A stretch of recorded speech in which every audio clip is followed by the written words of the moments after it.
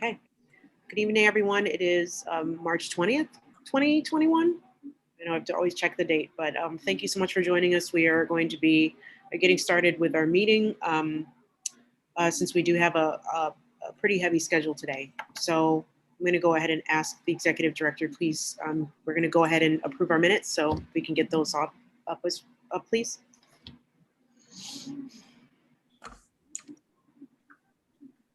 And then once everybody has taken a look at those, I'll entertain a motion to approve. Oopsies. Sorry, that should not be in. There we go.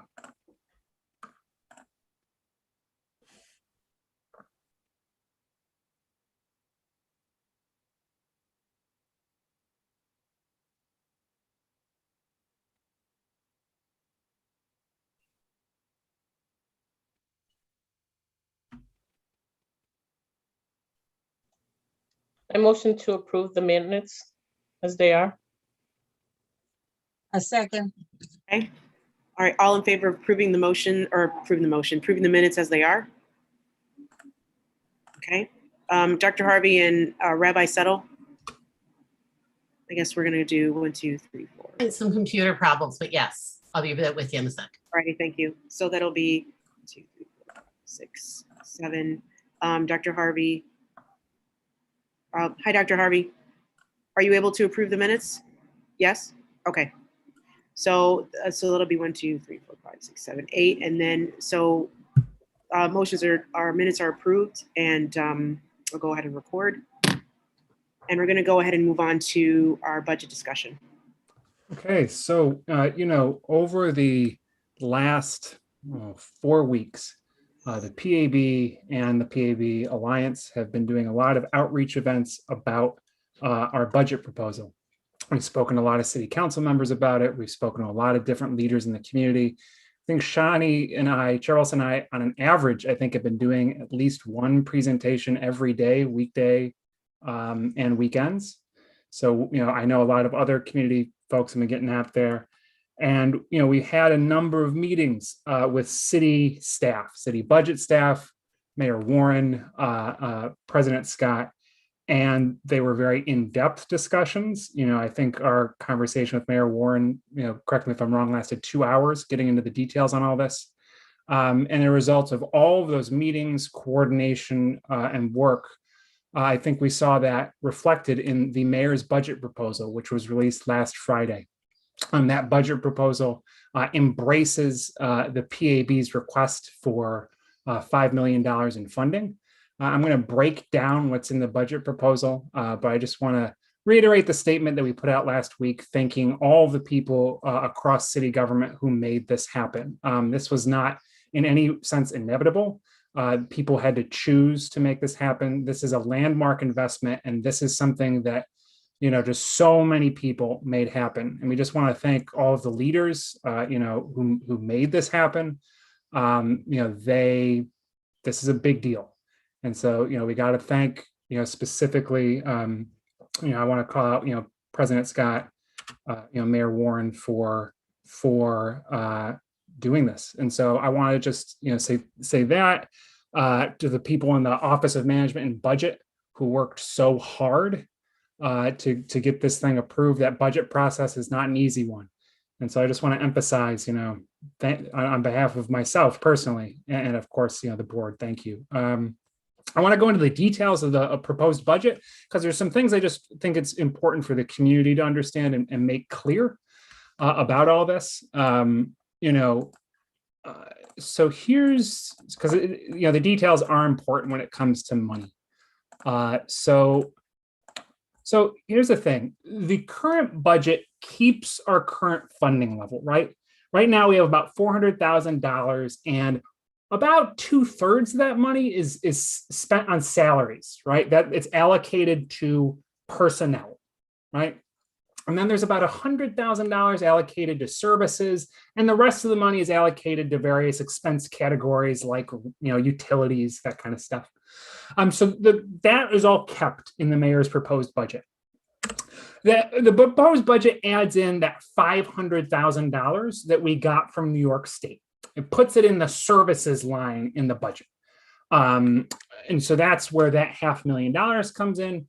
And then the city added in another $4.1 million into our budget on top of our existing funds, and then on top of the $500 from New York State.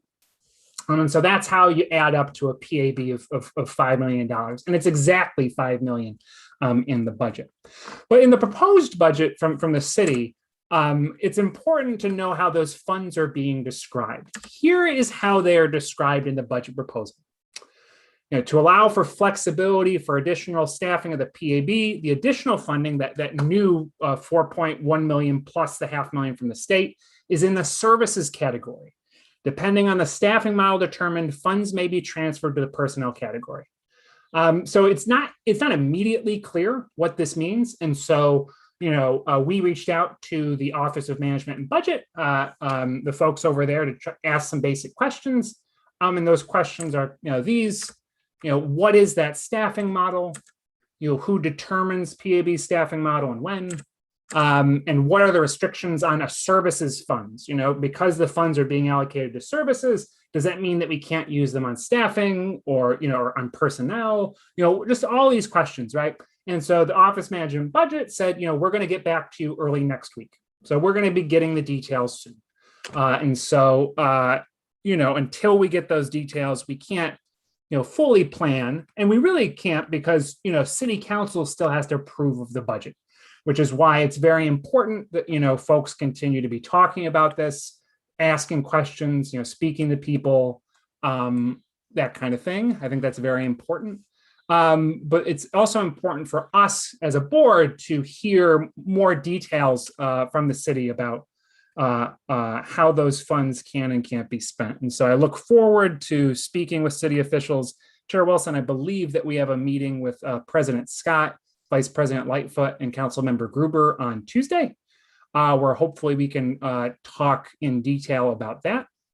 Before I talk about what this budget means for the PAB, I wanted to just check and see if any board members had any questions about what I just kind of laid out.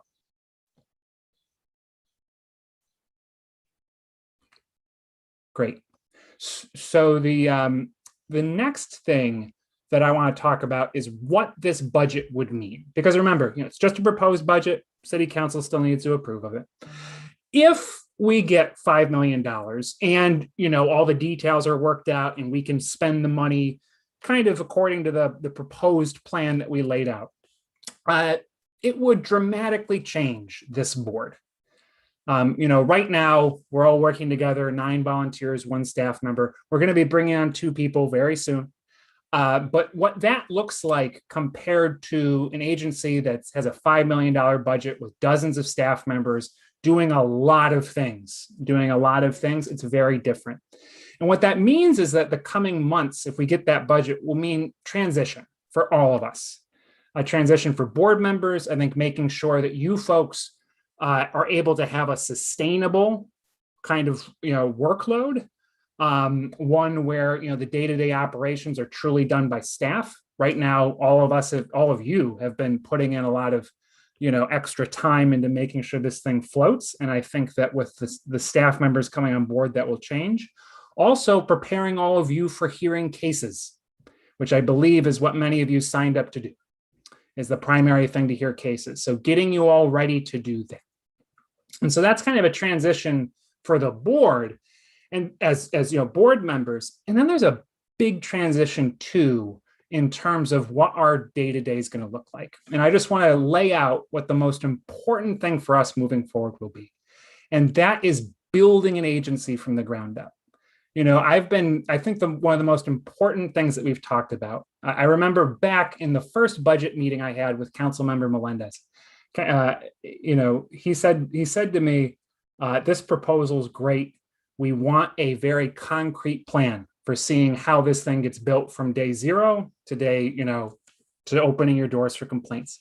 And it's important that we develop that because we have to, I think in a phrase that we've heard many times, sequence things appropriately. It's all about sequencing. And I just want to talk about the things that we have to do. Finding office space. renting office space. I mean, dozens of people are going to have space to do things, space that we can hold hearings in, space that we can hold evidence in, space that we can have community forums in. Renting that space, revamping it to our purposes, that is just one challenge. Another challenge is hiring people. Having a website where we can, get the, post positions, because there's going to be so many. It may be hard to use the city's current existing HR structure, their web portal to do it. Making the community know that these positions are open. You have to have a community engagement process just around hiring, advertising for the positions, recruiting people, interviewing people, vetting people, training people, onboarding people, getting them equipment, and then plugging them into processes that we have to build, developing procedures on everything from internal office culture to how we conduct investigations to how we do community engagement. These are all the things that we have to do, and we have to do them all in sequence, right? Figuring out who do we hire first, the policy staff or the investigators? Figuring all of these big questions out are things that are going to be at the top of our list moving forward, right? And again, sequencing. What do we do first? Last week, we spoke to SMK Consulting, folks who have built and revamped police accountability boards in places like Chicago and New York City. I thought that was a very informative presentation for me personally. I've spoken with those folks again a couple of times over the last week. It's clear to me that the board will need expert assistance from day one in doing all these things. Pulling ourselves up by our own bootstraps is not possible. We need help. We just absolutely need help in doing this right. I was talking to some alliance members, about what it will take to get this off the ground, and having people who can do it right, rather than just pretending that we know everything. We have to be humble about this process, and I think one very important first step is bringing on the help that can get us there. Part of the reason why we chose to hire a chief of administration and a chief of community engagement was because those positions are crucial for building this agency, right? Our hires doing community engagement are going to help us with the process of recruiting people, getting the word out to the community, getting the people we need to hire from Rochester, right? As well as our chief of administration, doing a lot of this basic figuring out of the internal logistics of how to do this stuff. And so all that's to say is that we've already started part of this process by hiring the right people, getting those people in the positions. The next step is bringing on additional help. And the other step is developing that plan to present to council, to the community, about what they should expect from the PAB as we build this thing. So that is, I wanted to just give an overview of what this will do to, change and the challenges that will come facing us moving forward. And so I'm happy to just open it up for a little discussion on that. If anyone has comments or questions.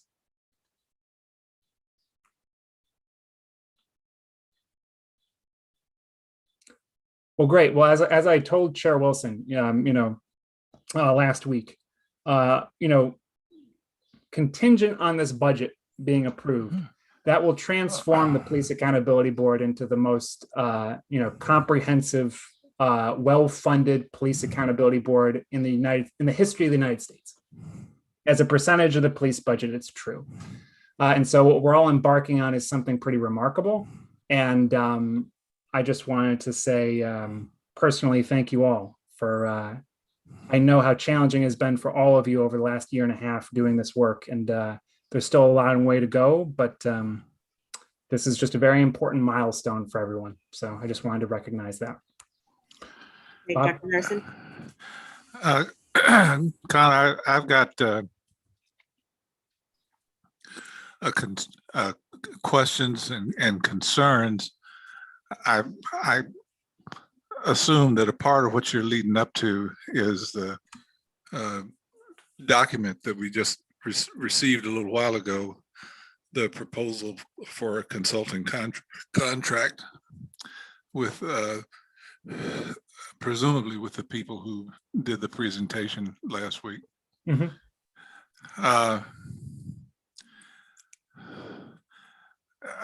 I have some questions about the proposal itself, but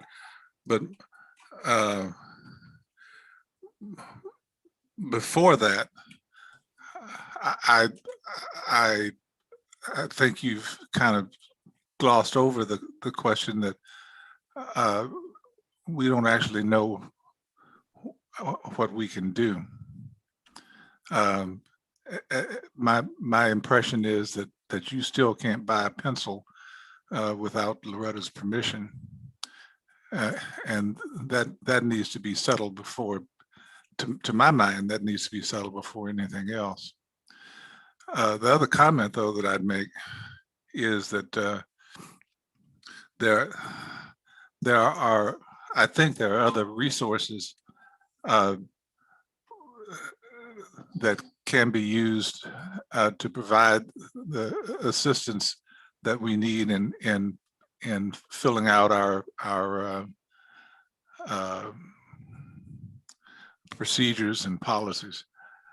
There are other organizations, and to have had this one organization do a presentation and to hire them on doesn't seem to me to be the best way to do it. I completely agree, Bob. I completely agree, which is why I'm hoping that we can have a discussion about the terms of the contract, alternatives, and other things about whether or not, the contract's appropriate, whether, we should, other things, other agencies that we can look at, those kind of things. I really want to have that conversation with everyone here. There's been a guy that's been here from Oakland. Does anybody know what I'm talking about? Yes, he's a board member on NACOL. Okay. Are you talking? You can either talk about Brian or Anthony Fennell. This must be Anthony, Right, right? Anthony Or, from Oakland. yeah, I know Anthony. Yeah. Well, I'm just thinking that that's another organization that provides consulting and support for civilian review boards. Yep. Do they provide consulting? NACOL does? Yes. Interesting. Okay. Yeah. And so I want to talk about the details of that a little bit later tonight. Connor, is there a bidding for this type of service? It would depend. So we could go through what's called the request for proposals process, where we would put out a request for, this, people would submit bids. We would have a chance to review different people. We could ask for an expedited process where we pick a contractor and we say we're going to go with them. These are a couple of different options we could use. So there's different ways of going about this. It depends on how we feel about this. So. One last thing, just in terms of the optics, we're still taking a certain amount of grief for hiring a white guy as the head of this organization.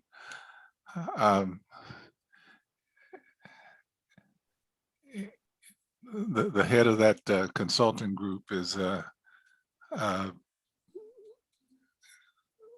just not gonna fly real well with a lot of people in Rochester, don't you think?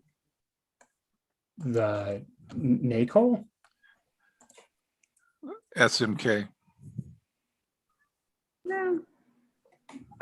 I think there's some people of color on SMK. Believe that they're all people Yeah, of I color, think they're all people of color. So, but I'm not going to. we're not going to speculate. We think so. I'm not going to discuss on that. Board Member Brown. I was going to say, even though that's something we may look at, I think perhaps my next question is, as far as priorities are concerned, what's the first thing we need to do? Now, give us 1, 2, 3. What should we be focusing on now so that we can move forward? And when will we get to meet the new hires? When will they come on board? We're going to be discussing all issues about hiring at around 7 o'clock tonight. And so I just asked people to save those questions for that portion of our meeting, because we're going to be meeting some of our candidates. And so I'd like to do that in an executive session to discuss specifically their hiring process, as well as the specific contract that we could be considering. So that's why I'm just going to propose. Board Member Brown, to your broader question of sequencing, I think that developing the plan is very important, but the broader issue of figuring out how can we use these funds, that's our top priority, right? That has to be our number one, which is why the first thing I did was reach out to the Office of Management and Budget and say, what are the details on this? Because that determines everything else. So that has to be number one. Dr. McIntosh. So a couple of things. So with this price ticket from this document, I assume that this would be coming out of the funds from the proposed budget. Is that correct? That's right. And I guess I'm wondering, how would that impact the number of, and maybe this is for the hiring part, but would that drastically reduce the amount of people that we're able to hire, or would our numbers shift in that way?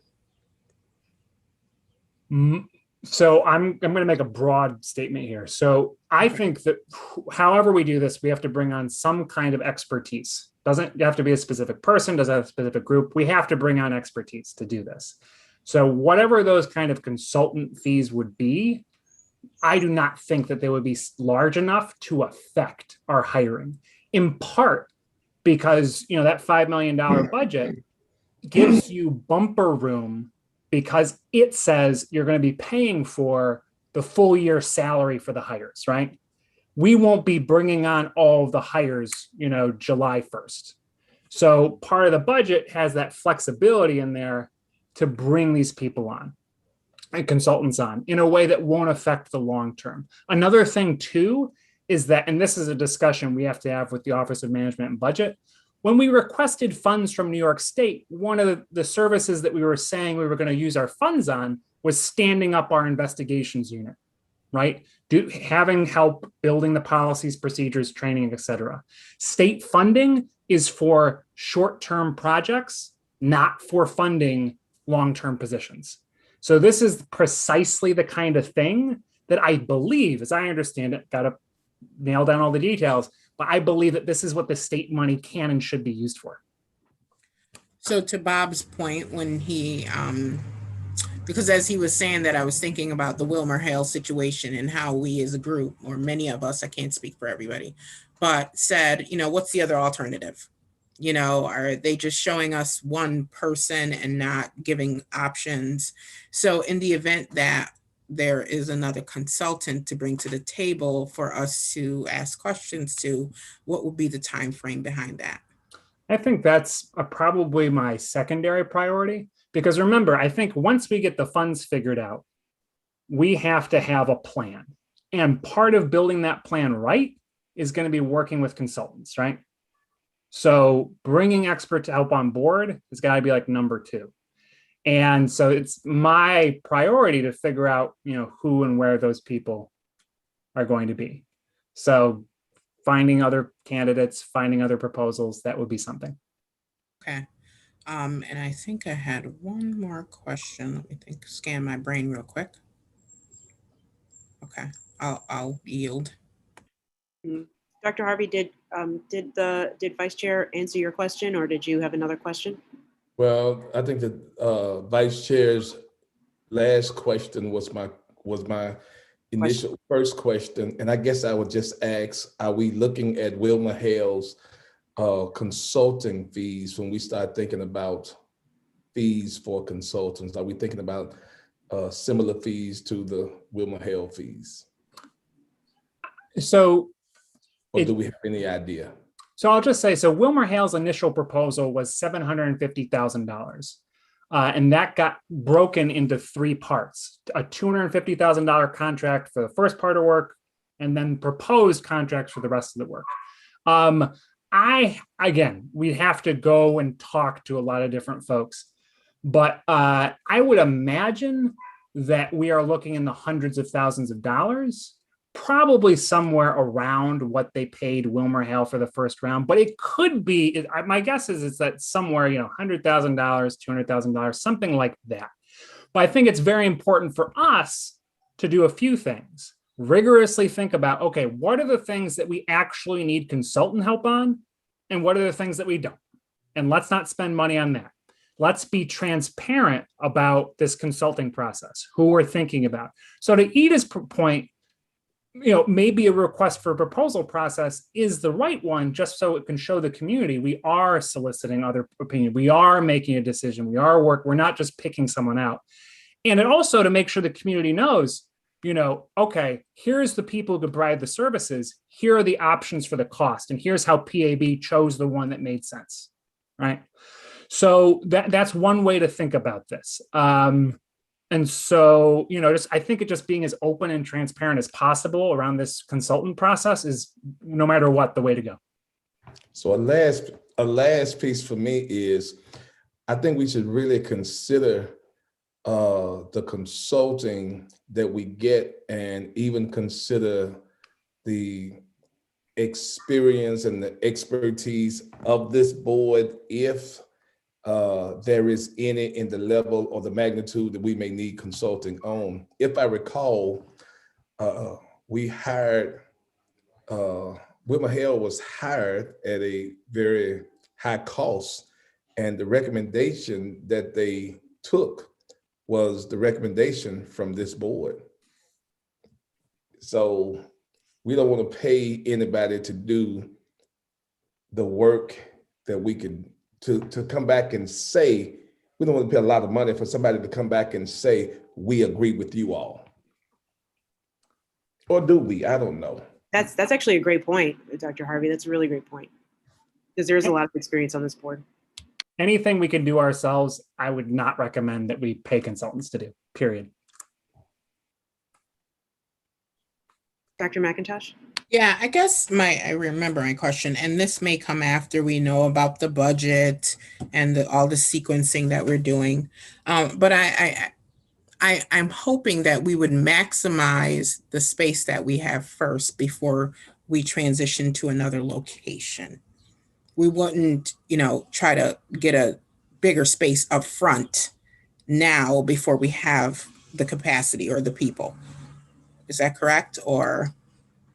Yeah, again, sequencing is the right way to go. I think the only issue is how much time it would take to find the space. And I'm not an expert with regards to acquiring leases and that kind of thing, but it could take months to do that. And you want to line it up so that when you bring on the staff, there's the space. And I think also, we have to have a conversation with the city. What city property is there that we could use, right? So these are questions that all have to be kind of figured out. Dr. Harvey? So lastly, for me, is it off the beaten chart to ask us, Connor, initially you had picked out some space. I think you and Chair Wilson had picked out some space. Is that space that you were looking at once, is that off the board, or can you speak a little bit about the space that you had once upon a time? Oh, I can. Yeah. So we have space. We have 80 Commercial Street in the basement of the ground level of the High Falls Garage, where the old Redco development used to be. That's where PAB is. You see me usually often in my home office when it's evening, but you can usually find me there. That office space can fit, I'd say maybe 8 people if we're really packing it in there. So that's about the size of that space.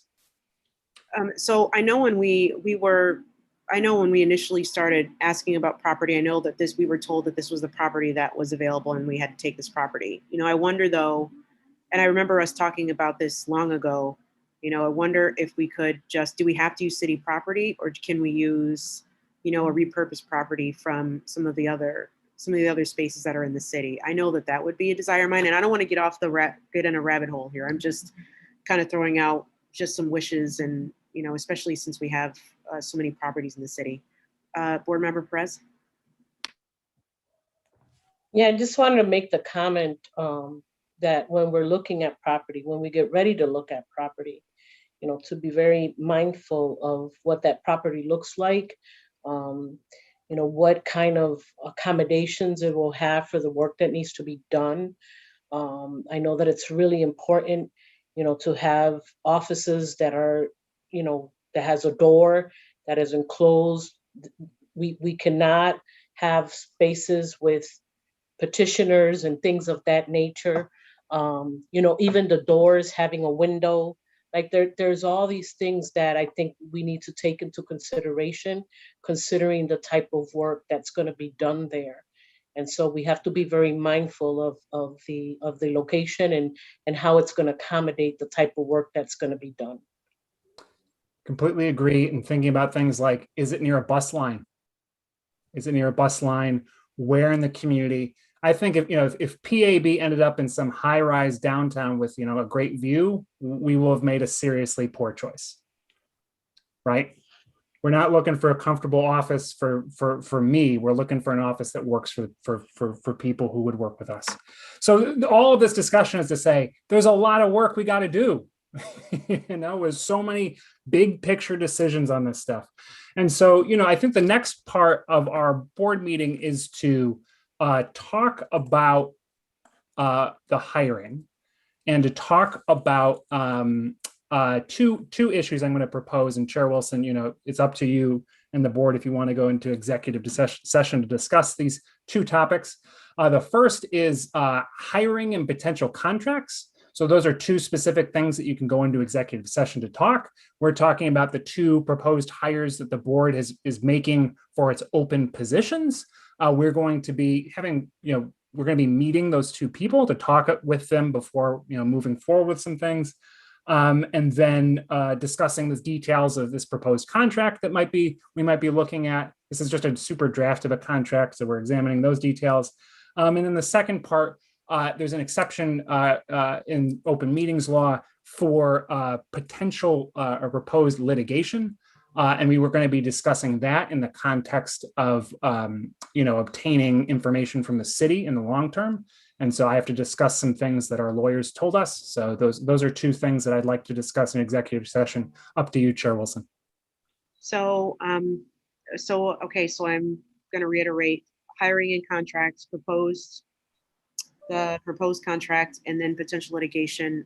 The request from the executive director is going to executive session. So that's the motion that's on the floor. So move. Okay, seconded. Okay, all in favor of going to executive session? Okay.